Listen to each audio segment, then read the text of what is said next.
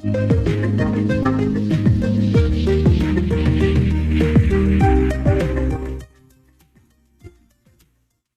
Tuesday evening. Thanks for joining us for Unscripted here on Up North Live. Winter weather continues to head across the north with lake effect snow in some areas, cloud cover, and some areas possibly seeing some sunshine. But on more we can expect as we move further into the week. Here is Chief Meteorologist Joe Charlevoix. Hey, Joe. Doesn't that sound right, Melissa? Some sunshine, but some clouds but some snow and cold, and it's a mix. Yeah, it really is. This is an area though where we did get some sun today. In fact, I know where you can tell the days are getting a little bit longer too in terms of daylight. It's 6:30 now, and you can still see some clear skies there. This is at Drummond Island where the ferry goes across. It's Detour Village there across the St. Mary's River. 13 degrees right now, feels like 4. That was one area where, yeah, we did have some sunshine, but other spots still dealing with some lake effect snow. And you can kind of see that right there. This is the area where we had some sunshine earlier to the north and east, clouds to the south. Still some lake effect snow. We'll look at that. And it looks like another round of snow coming in as we head late week. We'll take a look at all that coming up in Maine weather. All right, thanks, Joe. They are technology of right now and the future, with applications from everything from warfare to grocery delivery. It's hard to say where the future will take drones, but as our Mark Gillette reports, as of this week, after an announcement from the federal government, it's a safe bet that future may include a trip right here to northern Michigan. It's the entire state that will be affected by this. It's rare these days to have both sides of the political aisle come together in support of something. But this letter, sent last July to Defense Secretary Hegseth, has 11 signatures of Michigan senators and congresspeople. A similar letter with similar support sent from our lawmakers in Lansing. It's a big deal. Very big deal, Mark. All that support, those signatures, those letters, meant to sell the DoD on picking Michigan's National All-Domain Warfighting Center, Camp Grayling and Alpena, as key training facilities for the nation's drone technology. I think we should be feeling pretty comfortable in northern Michigan that this is beneficial. The push to be picked comes following an executive order issued by the president last June to ramp up America's drone technology in order to, in his words, unleash America's drone dominance. In the wake, states, including ours, made their sales pitch, and this week, the announcement. I know they only are picking 3 across the entire country, so to have one of them be in northern Michigan, that's absolutely amazing. Senator Gary Peters sharing this, quote, "This new designation will only further cement Michigan as a key asset of our national defense strategy into the future," end quote. What exactly will be happening at those locations now that they've been selected? Not exactly spelled out. But according to the DoD, expanding America's drone capabilities through testing, innovation, and then training. Senator Alyssa Slotkin explaining, quote, "Today, as drones reshape our national security, Michigan's selection as a national drone testing site further solidifies our state as the center of this transformation," end quote. The hope by many, having the designation may not only support our military, but also support the emerging drone industry here in our state.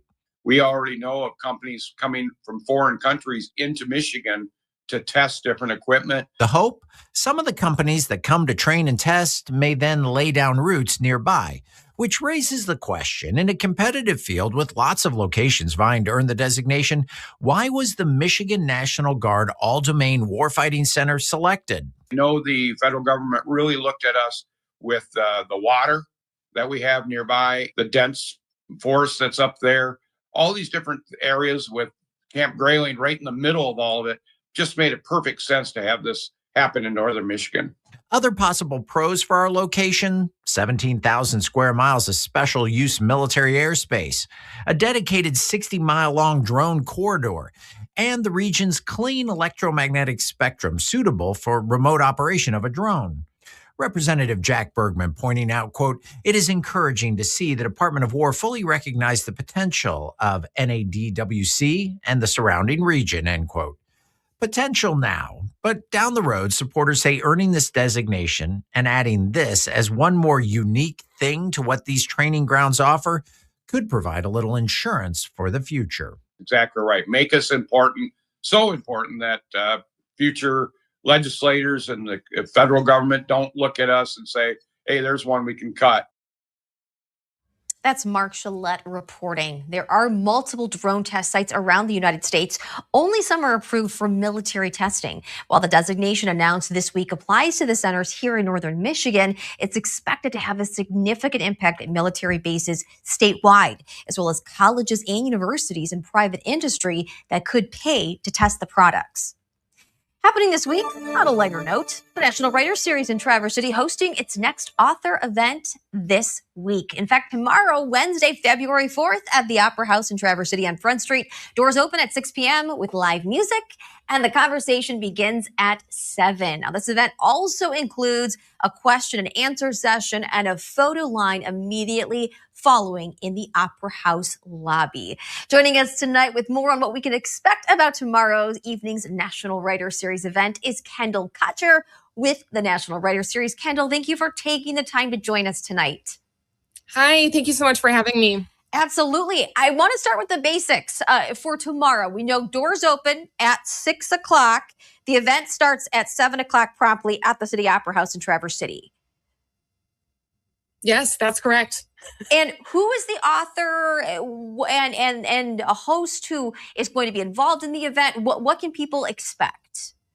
Sure. So this author tomorrow is TJ Clune.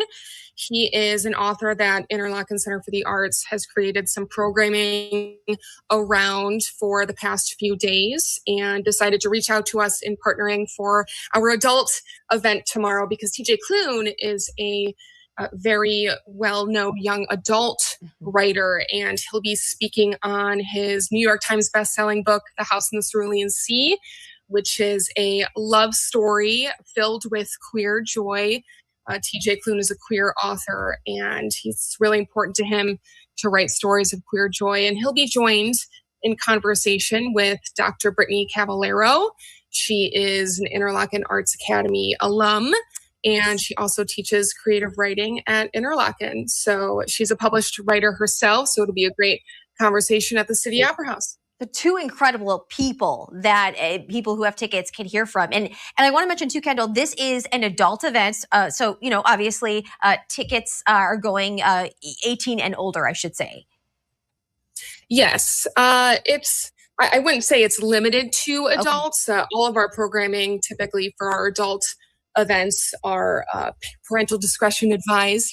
But yes, tomorrow is our adult event with The House in the Cerulean Sea is technically young adult fiction. And after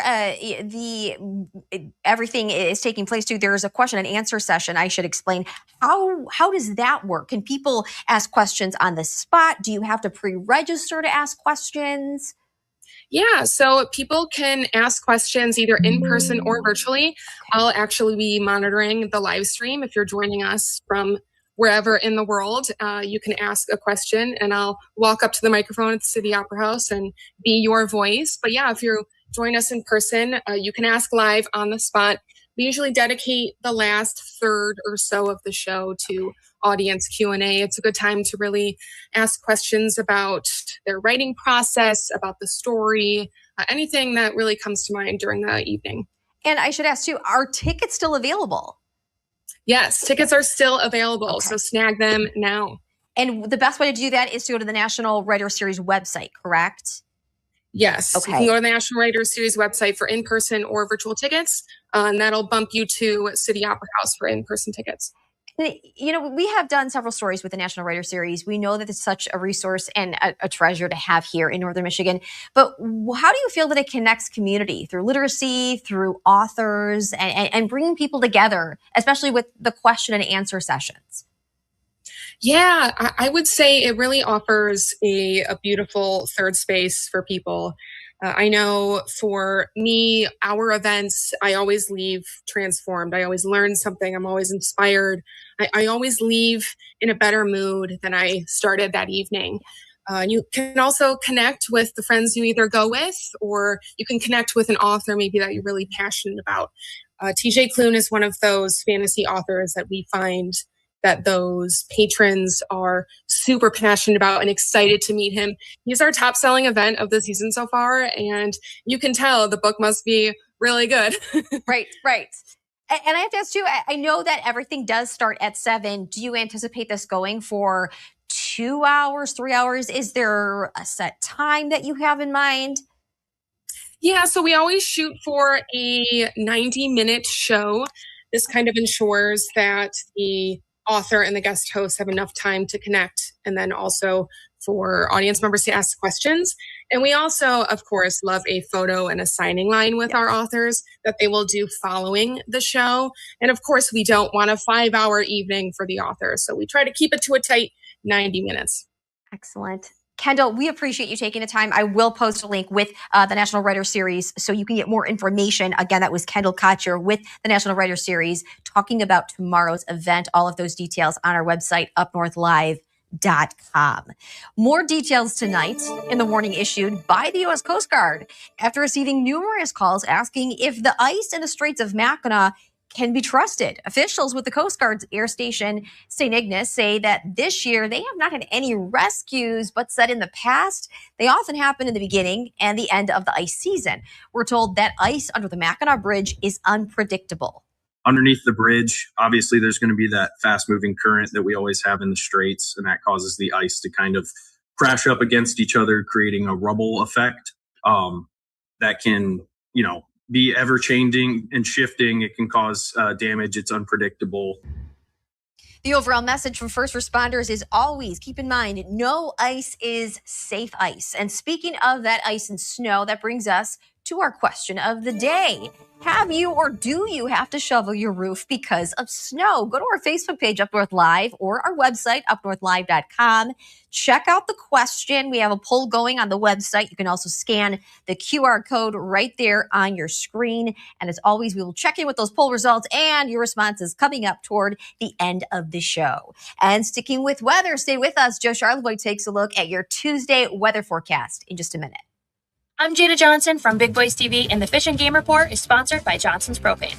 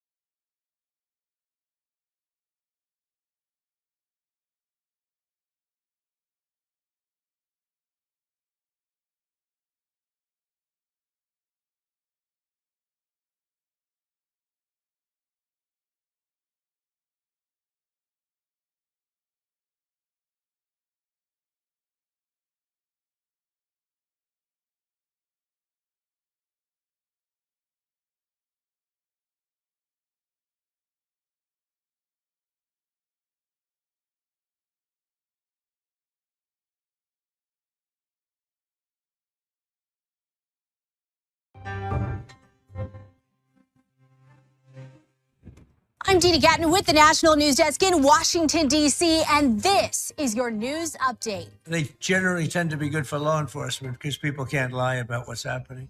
So it's generally speaking, I think 80% good for law enforcement. But if she wants to do that, I'm okay with it. DHS Secretary Kristi Noem says her department will give body cameras to all federal officers in the field in Minneapolis. Eventually, they'll be given to all DHS law enforcement officers in the country as funding becomes available. This comes amid ongoing tensions over immigration enforcement operations. The date is now set. Former President Bill Clinton and former Secretary of State Hillary Clinton will be officially testifying in the Epstein investigation. The House Oversight Committee pushing them to nail down the exact details of the agreement before taking the contempt of Congress vote completely off the table. The Clintons will be testifying in front of Congress on February 26th and February 27th. NFL Commissioner Roger Goodell says the Super Bowl halftime show is used as a platform to unite people. And he said he thinks this year's performer, Bad Bunny, understands that. The selection of the Puerto Rican artist has sparked controversy because he's repeatedly criticized immigration and customs enforcement. And that's your news update.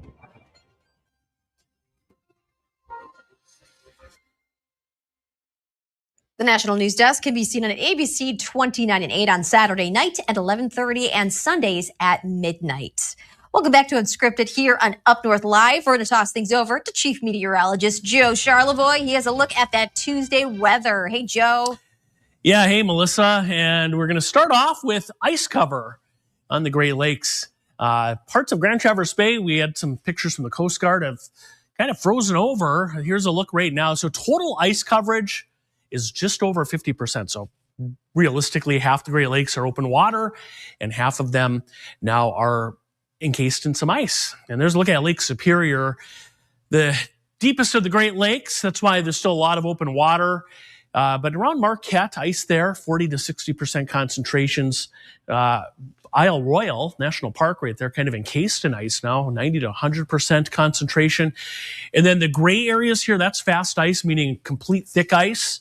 Whitefish Bay, the Straits area, along US 2 here, much of northern Lake Michigan, and a good portion of northern Lake Huron as well. Then there's Grand Traverse Bay right here, where again, we're looking at 70 to 80% ice concentration there.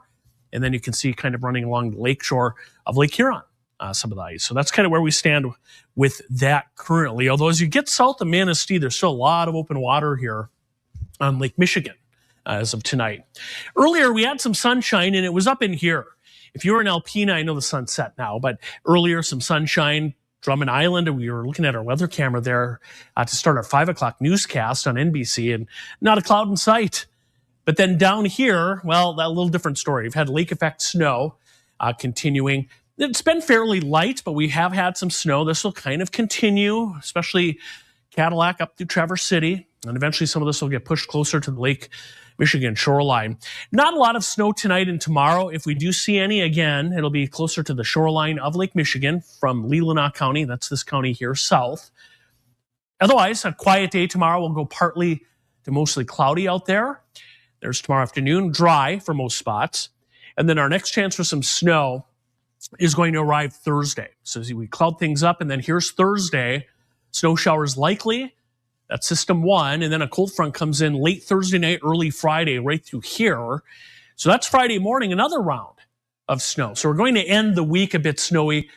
Then Friday afternoon, we should see that tapering off, although there could be a few lake effect snow showers Friday afternoon and evening. Short term, very little snow tonight through tomorrow. And then here comes that snow Thursday through Friday. And again, you can see this adding up. And in general, right now, it looks like this will be about a 2 to 4 inch snow for most of northern Michigan, Thursday through Friday. And you can see some of the numbers there. All right, we also are looking at a cool down for the weekend right there, Friday into Saturday. Single digits and teen Saturday, but it does not last long like what we had a week or two ago. In fact, a ridge develops, and we're looking at some warmer weather coming in. So there's Saturday's forecast temperatures, single digits and teens, but teens Sunday, 20s Monday, and 30s Tuesday. So a little warm up going forward past Saturday. Tonight, 18 above to 4 below, a cold night, some lingering lake effect snow.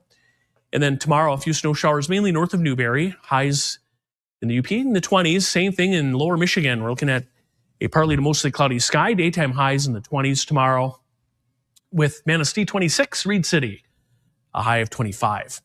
Snow on Thursday, snow showers Thursday, early Friday, Saturday cold, and then you see that warm up. We're back into the 30s by Tuesday. Coming up, sports director Harrison Beebe has highlights from Traverse City Central and Traverse City West in girls basketball. That's coming up next.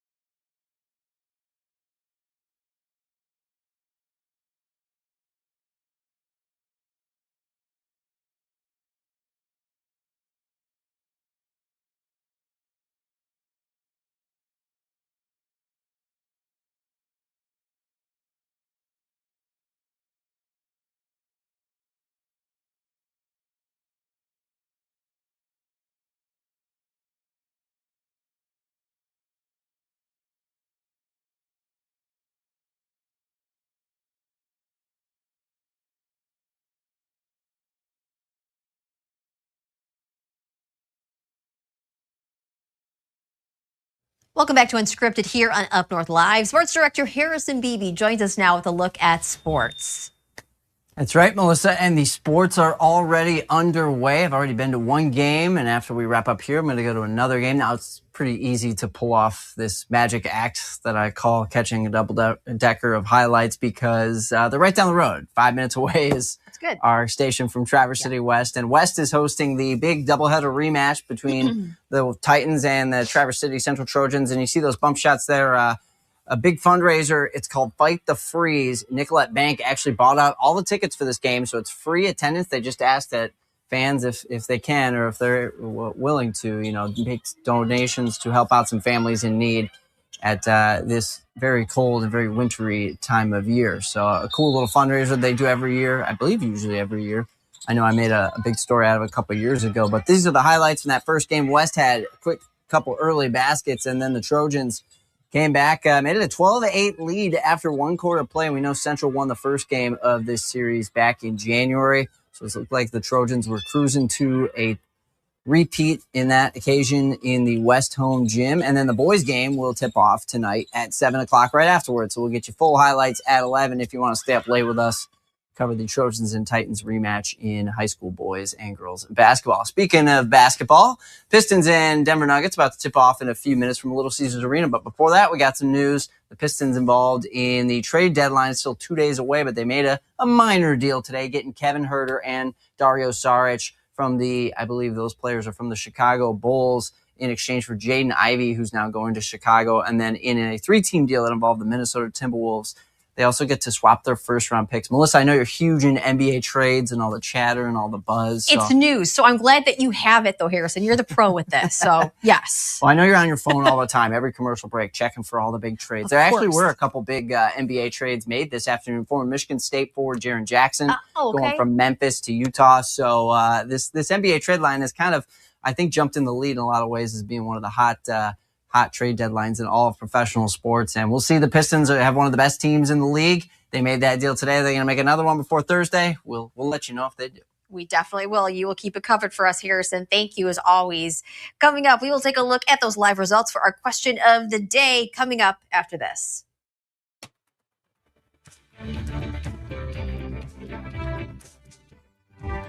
Salon services are furnished by Epiphany Advanced Academy in East Acme.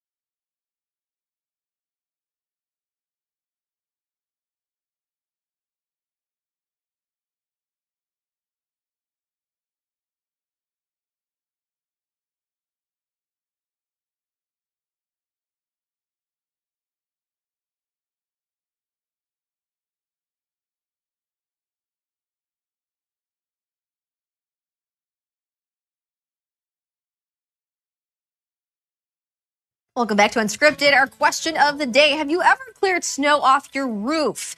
21% saying no right now on our poll. 79% saying yes. You can still comment. Go to our website, UpNorthLive.com. Here are some of the responses that we have on Facebook. Bruce has a great story here. He says, December 31st, 1978, Grand Traverse County announces that we've reached 100 inches of snow so far for winter. I lost track of how many times I shoveled my roof in our house out on Brownbridge Road, but I remember that we couldn't see the road through the front window due to the mountain of snow in front of our home. My goodness, Bruce, you will never forget that, I'm sure. I hope you took some good pictures of that. Christopher says no, if it collapses, I have insurance. Okay. Becky says we live in a mobile home, so the snow doesn't slide off the flat surface. Leah says using a snow rake. And Dennis says that roof rake. You can still chime in. Go to our Facebook page, Up North Live. And thank you for tuning in to Unscripted tonight. We hope to see you back here for Up North Live News at 11. Have a great night.